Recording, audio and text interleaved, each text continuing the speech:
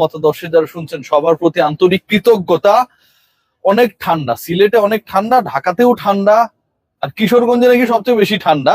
তো বডিতে ময়েশ্চার ধরে রাখার জন্য এই ঠান্ডায় আপনার সেরা উপায় হতে পারে, অপশন হতে পারে লিলি হুইপশিয়া বডি ওয়াশ।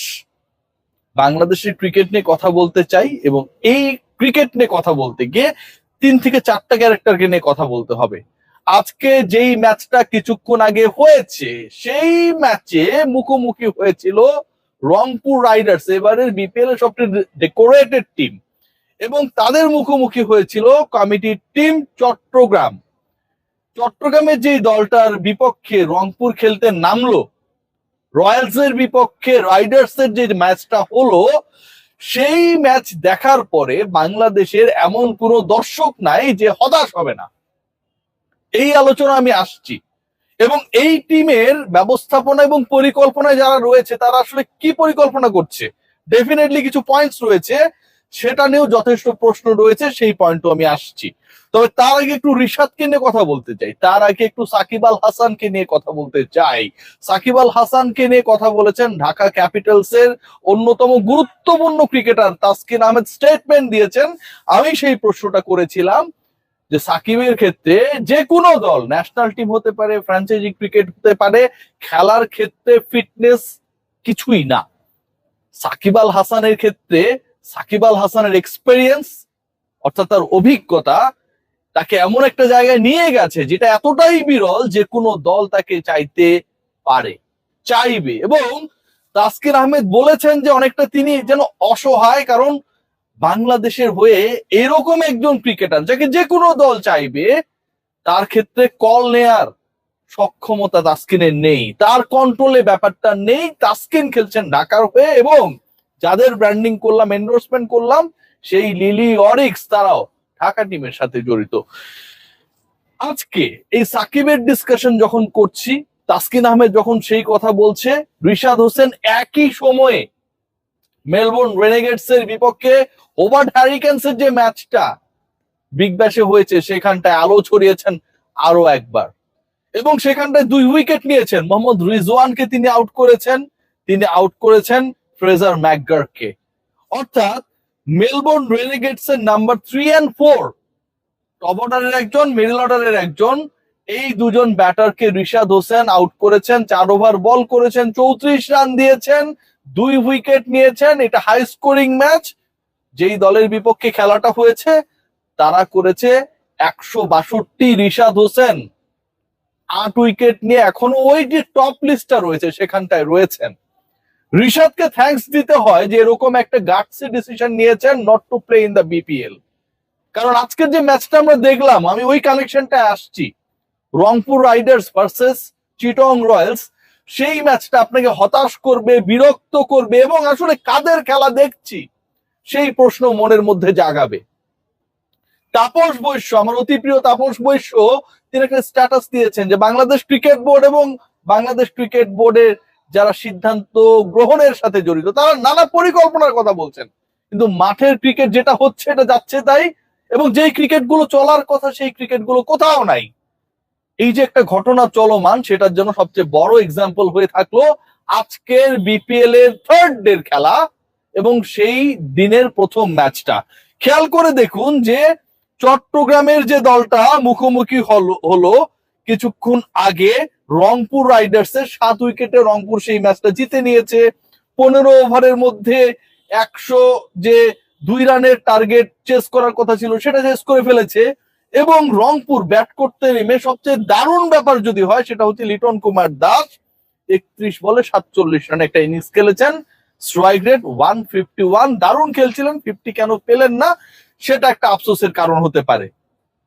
কিন্তু এর বাইরে এই রংপুরকে আটকানোর জন্য চট্টগ্রামের যে পরিকল্পনা, তাদের ব্যাটিং নিয়ে আসছি, সেটা আপনাকে ভাই হতাশ করবে।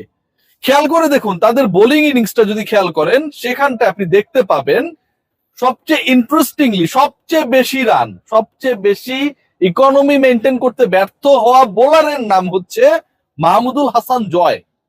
Mahmudul Hasan Joy, I am mentioning again our test opener, top order batter, number 4 এই ম্যাচে ব্যাট করছে, চট্টগ্রামের হয়ে খুব একটা রান করতে পারেনি। মাহমুদুল হাসান জয় তিনি 2 ওভার বল করেছেন, 30 রান দিয়েছেন, যার 1 ওভারেই দিয়েছেন 24। তিনি বোলিং এ এলেন, চট্টগ্রাম তাকে বোলিং এ এনেছে মুকিদুল ইসলাম মুগ্ধর আগে। 5th অপশন হিসেবে বোলিং ডিপার্টমেন্টের 5ম বোলার হিসেবে মাহমুদুল হাসান জয় এসে 2 ওভার করে ফেলেছেন। অথচ মুকিদুল ইসলাম মুগ্ধ, যিনি 2 ওভার করেছেন, 5 রান দিয়েছেন, ইকোনমিক্যাল, সুপার ইকোনমিক্যাল ছিলেন এবং 2টা উইকেট তিনি নিয়েছেন। একটা হচ্ছে মালানের উইকেট আর একটা হচ্ছে লিটন কুমার দাসের উইকেট। একজন টপ স্কোরার, একজন সেকেন্ড টপ স্কোরার।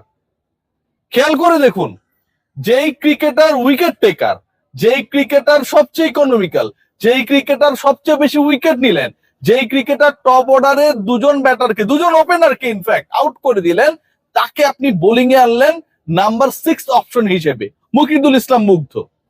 এবং এই মুগ্ধ লাস্ট যে এনসিএলটা হলো সেখানটাও কিন্তু টপ উইকেট টেকারদের একজন। আপনি তাকে বোলিং এ আনলেন মাহমুদুল হাসান জয়ের পরে, এবং এই ম্যাচে মুকিদুল ইসলাম মুগ্ধ 2 ওভারে বেশি করতে পারলো না। শাক মেহেদি তিনি 4 ওভার করেছেন, তানভীর ইসলাম তিনি 4 ওভার করেছেন, কিন্তু উইকেট টেকার মুগ্ধকে আপনি জয়ের পরেও আনলেন, তাকে পুরো ওভার করতে দিলেন না। সেকেন্ড পয়েন্ট যেটা, মাহমুদুল হাসান জয় যদি এতই ক্যারিশমেটিক হয়, তিনি আসলে টি-20তে কত ওভার বল করেছেন, তার স্ট্যাটটা কি?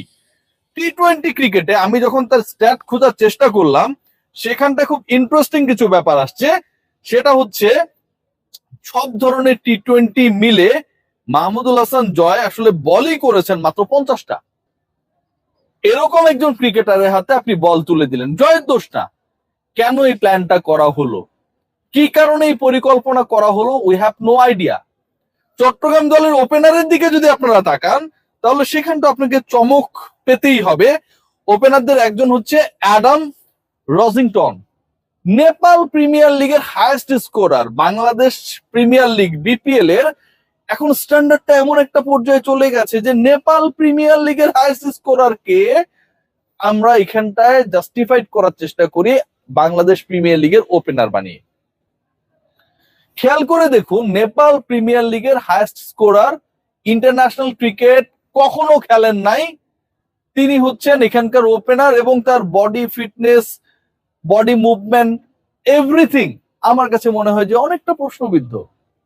এরকম একজন ক্রিকেটার এখানটায় খেলছে বিসিবির টিমে। আজকে যদি পুরো টিমটাকে আমরা দেখার চেষ্টা করি, তাহলে রসিংটনের কথা আমরা বলতে পারি, মির্জা বেগের কথা আমরা বলতে পারি, এর বাইরে হচ্ছে মাসুদ গুরবাজের কথা বলতে পারি, এবং এই 3 জনের বাইরে আপনি কোনো বিদেশি খুঁজে পাবেন না। বাংলাদেশ ক্রিকেট বোর্ড যেই টিমটা পরিচালনা করছে, সেই বাংলাদেশ ক্রিকেট বোর্ডের টিমে 4 জন বিদেশি খেলানোর সুযোগ থাকলেও বিসিবি 4 জন বিদেশি হয় এফোর্ড করতে পারছে না অথবা কালেক্ট করতে পারে নাই। বাংলাদেশ ক্রিকেট বোর্ড যে দলটা পরিচালনা করছে, পারফরমেন্সে, কাজে কামে, নেতৃত্বে, পরিকল্পনায়, সব জায়গায় এটা যেন সবচেয়ে বাতিল টিম। এই হচ্ছে বিপিএল এর অবস্থা। Good win for Rangpur Riders, good knock from Naim Sheikh. 195 strike রেটে ব্যাট করেছেন, 21 বলে 39 রান করেছেন, পিটিয়েছেন।